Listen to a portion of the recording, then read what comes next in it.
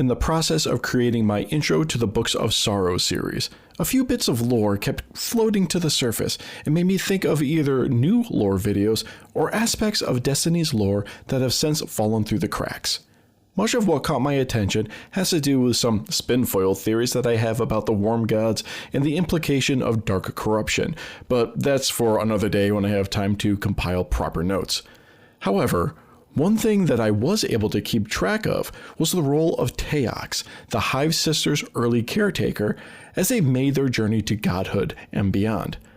This sterile mother and teacher of the sisters betrayed the Osmium Court and made a path for the Helium Drinkers to invade for the sole purpose of assassinating the sisters and overthrowing the court.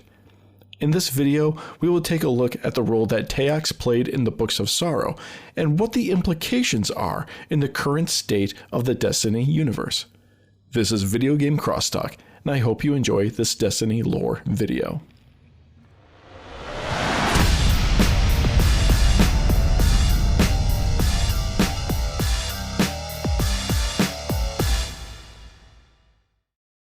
The first few entries in the Books of Sorrow have Taox as the mother and teacher for the young sisters, Aurash, Sathona, and Zyro. In verse 2.1, the hateful verse, Taox explains to the Helium Drinkers that she does not trust the sisters to be sufficient heirs to the Osmium throne. Zyro can fight, but not lead. Sathona can think, but not fight. Aurash's curiosity will draw her away from duty. Implied within this verse is that Taox has been at this job for a long time now and is confident in her ability to judge a person's character, which, by the way, I'm guessing she is pretty spot on in her assessments of the sisters, given what has transpired in the past millennia. Therefore, Taox has spent her life as a servant to the Osmium Court and acts with what she believes to be its interests in mind. This verse has a tone of deep regret and desperation, so it is not with joy or pride that she makes the decision to alert the Helium Drinkers to come and invade, thereby overthrowing the current leadership. While she was successful in the overthrow in general, the sisters survived and were able to flee while they regrouped. As the Hive Gods grew in strength and dominance, Taox has been watching them from behind the lines of their current opponents. In this section, I will go through these instances in rapid fire. Right from the beginning, immediately after their transformation, in verse 2.1, Conquerors, the Hive Gods set to reclaim their home from the Helium Drinkers. They are pushed back to the hydrogen fountain and Taox is with them. In verse 2.2, Out of the Deep, the Hive Gods are warned that the syzygy has passed and the God Wave will arrive in 2 years.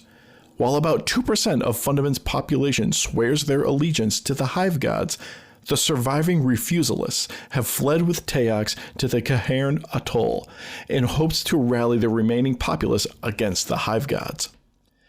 In verse 2.4, 52-1, the Hive Gods are in need of a starfaring ship to expand beyond the limits of Fundament. There is a large ice moon that is home to an advanced species, the Ammonite, that has such technology. And, of course, they have granted Taox asylum. In verse 2.7, the weakness verse, we'll learn that Oryx attempted to parley with the Ammonite. Since a move that does not abide by the sword logic is clearly against the ways of the deep, this ends poorly for the Hive Gods.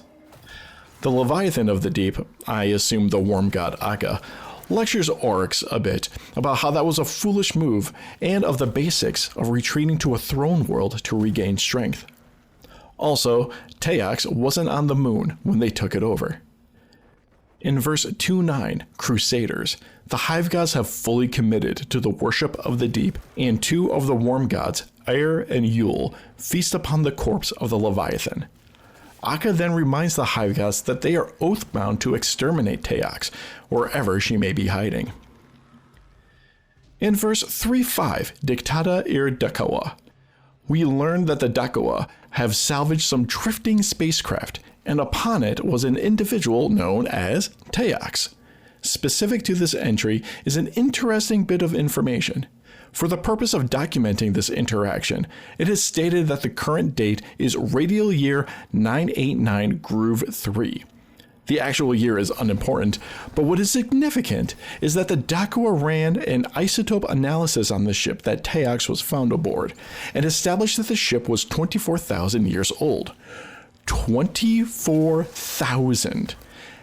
And they referenced that it was around the same time that the fundament system dropped out of contact with the amiable Ecumene. So does that mean that by this current entry, the fundament system fell 24,000 years ago, and Taox is still alive? In verse 3.9, carved in ruin, Oryx had just completed war against the Ecumene for 100 years. In demonstrating such an extreme example of war, Xivu Arath was conjured back into existence. Oryx was able to then coordinate a trap with Xivu Arath, and from this display of trickery, Savathun was then conjured back. The Hive Gods then warred for another 40 years and exterminated the Ecumene so completely that they are no longer remembered anywhere except in the Books of Sorrow and in the mind of Taox, who was not found after the final battle. Jumping ahead and completely over Book 4, the next reference to Taox is in verse 5.1, End of a Failed Timeline. In this entry, Coria Blade Transform is attempting its first simulation of Oryx. It is wrong, of course, since it is Oryx without his worm, wings, transformation, and other aspects. Oryx gloats and mocks, but in doing so references key names and phrases that Coria picks up on and incorporates into the Vex network for more accurate predictive models. One of these information grabs comes from the Ecumene Gate, where Coria samples the Taox intelligence. This statement is odd, since these things have not been mentioned earlier. Still, this reference to Taox shows that she still has a presence, even if it is only in an informational mode for the Hive. The final reference to Taox comes from the final entry in the original Books of Sorrow, verse 5.9, I'll make sure.